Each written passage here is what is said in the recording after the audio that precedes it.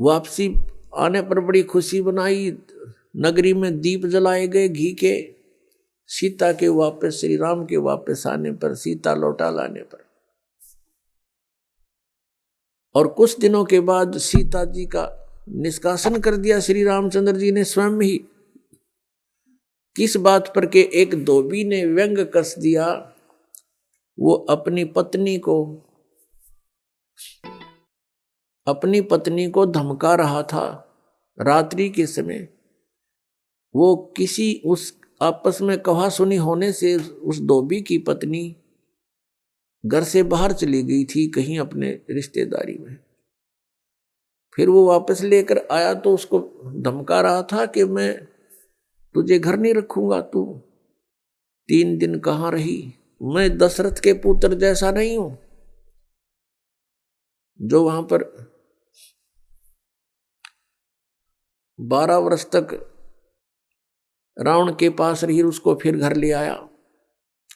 उधर से श्री रामचंद्र जी राजा थे अयोध्या के। पहले राजा लोग अपनी प्रजा के दुख सुखों को स्वयं ही जाना करते थे, रात्रि के अंदर वेश बदल कर घूमा करते थे। ये बात जब देखा कि किस घर में क्या आवाज आ रही है, वहां खड़ा होकर सुना, तब उसने सुनने को मिला कि मैं उस राजा दशरथ के पुत्र रामचंद्र जैसा नहीं हूं जो रावण के पास उसकी पत्नी रही और उसको घर में रखे हुए है, तो सुबह निकल जाना यहां से। इस बात को सुनकर ही श्री रामचंद्र जी ने सीता जी को निष्कासित कर दिया, निकाल दिया घर से, कि नगरी के लोग मेरे ऊपर व्यंग कस रहे हैं और मैं ये बात नहीं सुन सकता।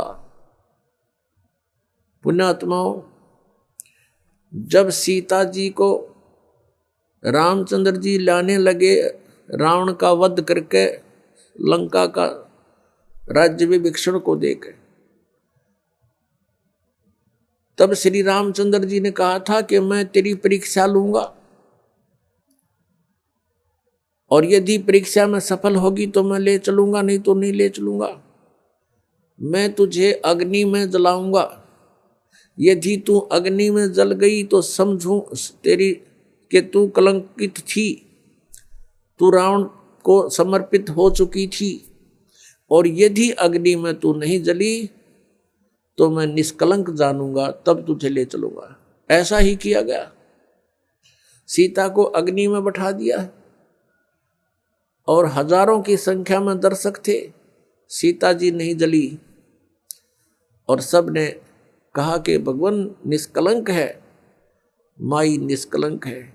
और इतनी कठोर परीक्षा लेकर के वापस अपने घर लाया था, और फिर एक व्यक्ति के कहने से श्री रामचंद्र जी ने उसको निकाल दिया, अपनी पत्नी को। तो कहाँ गई वो उसका अपना जजमेंट? तो ऐसे ये राजा के योग्य भी नहीं थे ये लोग, और हम इनको भगवान मान रहे थे। एक गर्भवती औरत को अपनी को घर से बाहर निकाल देता है, कहीं मरो कहीं जाओ, कोई बात थी या? फिर परीक्षा लेने की क्या जरूरत थी? और क्यों इतनी दुनिया मरवाई, फिर छोड़ देता रहे, रावण के पास ही रहती हो। पुण्यात्माओं, यहाँ का राजा काल भगवान है, और ये नहीं चाहता कि यहाँ के प्राणियों को परमात्मा का पता लग जाए, जिस कारण से इसने इनको भगवान सिद्ध करवा रखा था अपने नकली दूतों के माध्यम से। और फिर क्या होता है लास्ट में, श्री रामचंद्र जी ने अश्वमेघ यज्ञ घोड़ा छोड़ दिया कि पूरी पृथ्वी पर शासन प्राप्त करने के लिए, कि इस घोड़े को जो पकड़ेगा वो युद्ध करे मेरे साथ। वो घोड़ा उन्हीं के पुत्रों ने, जो सीता जी ने बाहर जाके जन्म दिया था ऋषि वाल्मीकि की कुटिया में, एक पुत्र गर्भ में था, दूसरा फिर वाल्मीकि जी की मिसअंडरस्टैंडिंग के कारण एक घास से, यानी कुसा से, या घास होती है डाब, इससे एक लड़का बनाया था। ये अलग कहानी है, फिर बताएंगे। तो लव और कुश नाम से प्रसिद्ध हुए, लव तो सीता के गर्भ से जन्म हुआ था और कुश को वाल्मीकि जी ने अपनी भक्ति शक्ति से उसको बनाया था। लव और कुश युवा थे, उन्होंने वो श्री रामचंद्र जी का घोड़ा पकड़ लिया। फिर उनका पिता पुत्रों का युद्ध हुआ तो दोनों ने छक्के छुड़ा दिए राम के, और सीता जी फिर भी उनके हाथ नहीं आई और वो पृथ्वी के अंदर समा गई। और श्री रामचंद्र जी ने आकर के सरयू नदी के अंदर, अयोध्या के साथ से बह रही एक सरयू दरिया, उसमें जल समाधि ले ली इसी दुख में। अब श्री कृष्ण जी का इतिहास देख लो। श्री विष्णु जी अवतार श्री कृष्ण जी, श्री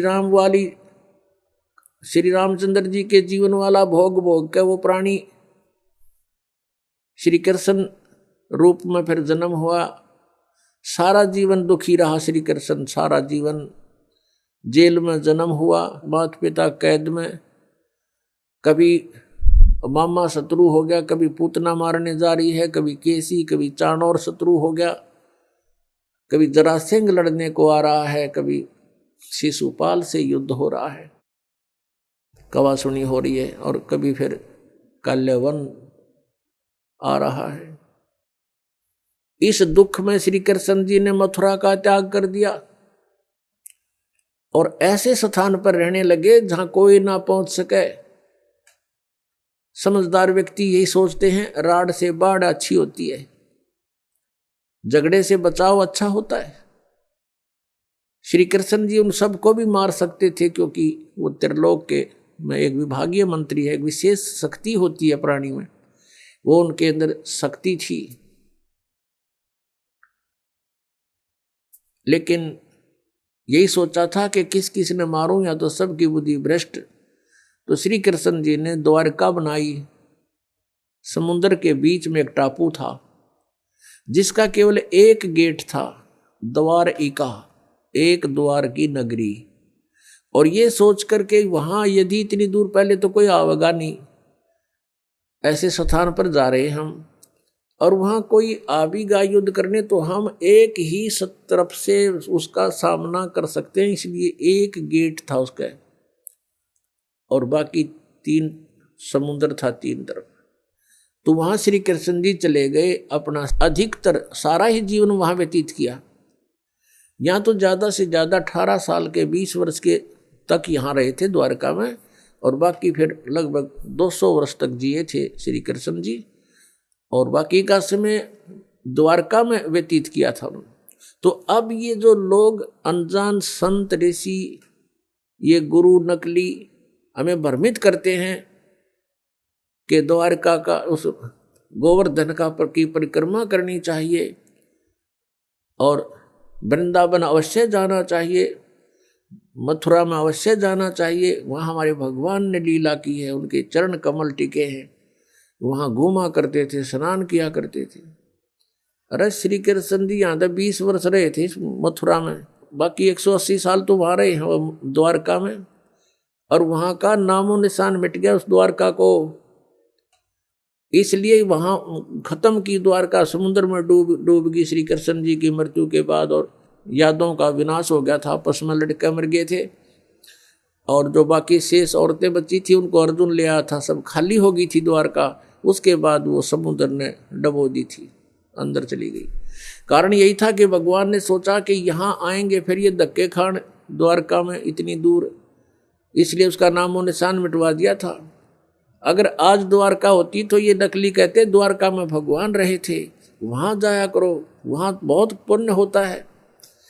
उस द्वारका में तो सत्यानाश होया था, सारे यादव कटका मर गए थे वहाँ पर। आज भी जाते हैं वहाँ बहुत से श्रद्धालु। तो कहने का भाव यह है कि जब तक आत्म ज्ञान बिना नर भटके, इस तत्व ज्ञान बिना नर भटके, कदे मथुरा कदे काशी। फिर श्री कृष्ण जी का फिर कैसे अंत हुआ? श्री कृष्ण जी के सामने पूरा यादव कुल आपस में लड़का मर गया, पोते पड़पोते रिश्तेदार सब आपस में कट कर मर गए। और वो सारा सांग देख कर, वो सारा अनर्थ देख कर जब श्री कृष्ण जी की मृत्यु हुई, एक परिवार के सामने एक आधे की मृत्यु हो जाती है, उसका कलेजा फट जाता है, रो रो के पागल हो जाता है इंसान। तो पुण्यात्माओं, आज तक हमें सत्यनारायण कथा नहीं मिली थी, और ये सत्य कथा है। सत्यनारायण का अर्थ है सच्चा भगवान, और सच्चे भगवान की सच्ची कहानी, सच्ची कथाएं। तो प्रसंग चल रहा है कि परमात्मा ने बताया कि तुम जब तक जन्म और मृत्यु के अंदर हो, सुख नहीं हो सकता, शांति नहीं हो सकती। अब इंद्र सोचता है ब्रह्मा विष्णु महेश सुखी होंगे। अब इन ब्रह्मा विष्णु महेश की आप देख रहे हो, श्री राम की, श्री विष्णु जी की, श्री कृष्ण जी की कैसे दुर्गति हुई। श्री कृष्ण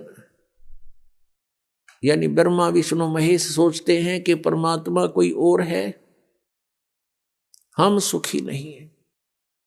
अब प्रसंग चल रहा है कि सत्यनारायण कथा जो है, सत्यनारायण का अर्थ है अविनाशी परमात्मा। ब्रह्मा विष्णु महेश ये सत्यनारायण नहीं है। श्री विष्णु जी को हम सत्यनारायण जानकर किसकी कथा सुना और सुनाया करते थे, सुनते और सुनाते थे।